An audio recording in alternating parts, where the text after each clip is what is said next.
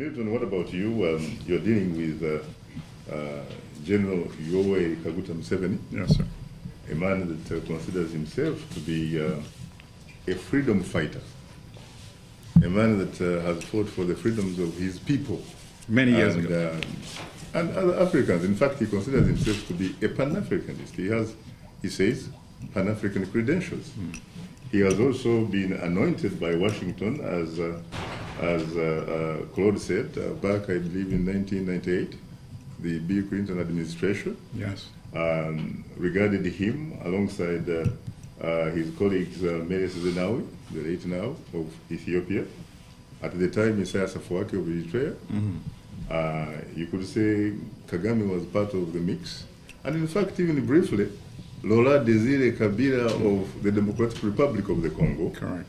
They were considered to be a new breed of African leaders. These are not my words. These are Bill Clinton administration's words. A new breed of African leaders. Right. So what is your problem? What happened? I think my problem is people can say anything, and when they're not challenged, it becomes sort of a false truth. It's much more realistic, actually, to say that General Museveni and Paul Kagame are unindicted war criminals. And these are not just my words. This is based on the actions that they've taken and what has been investigated and the facts that have been put together. So let's look at when Cloud mentioned the figure of 6 million. He was actually referring to the Congo, I believe.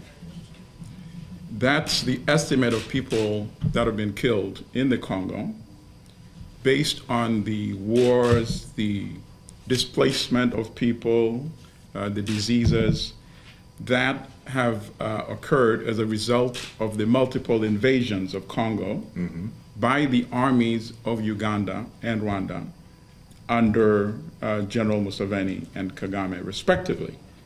And this was investigated and well documented exhaustively. And in the case of Uganda, and this is one thing that might come as news to some people in media, when in fact it should not be. Uganda was actually found liable of war crimes in the Democratic Republic of Congo by the International Court of Justice. Correct. This is rarely mentioned in any of the corporate media. This was serious. Evidence was heard. The Congo took the matter to the court. Uganda brought its lawyers. The evidence was heard, and a ruling was made by the International Court of Justice that Uganda was indeed liable for war crimes, atrocities, rapes, mass rapes, massacres, plunder of resources.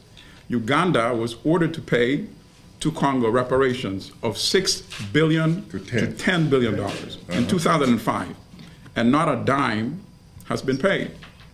But then what did the Congo do? The Congo referred the same matter to the International Criminal Court, the ICC.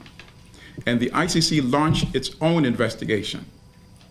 And interestingly, on June 8, 2006, the Wall Street Journal reported in a rarely mentioned but very important article that Uganda's president himself, General Museveni, contacted then UN Secretary General Kofi Annan and asked him to block that investigation. In other words, the president, a sitting president of a country, was interfering with a criminal investigation. And now the question is, what happened? Who blocked that investigation? Because going by reason and logic, one would imagine that using the same set of facts that the ICJ used to determine that Uganda had indeed been liable for war crimes, the ICC might have ended up indicting General Museveni. And that's why I say, as far as I'm concerned, I believe he is an unindicted war criminal. And the question is, who blocked that investigation? But how can you be sure that that information is accurate? Thank you for asking that question. If I am a president and a major newspaper like the Wall Street Journal says that I contacted the Secretary General of the UN and asked him to block a criminal investigation by the ICC, at the very least, I would sue the Wall Street Journal. At the very least. Or I would make a statement denying what was published in the Wall Street Journal. And that never happened. That has never happened up to date. He's never denied it, and he's never challenged the Wall Street Journal or filed a lawsuit against the Wall Street Journal.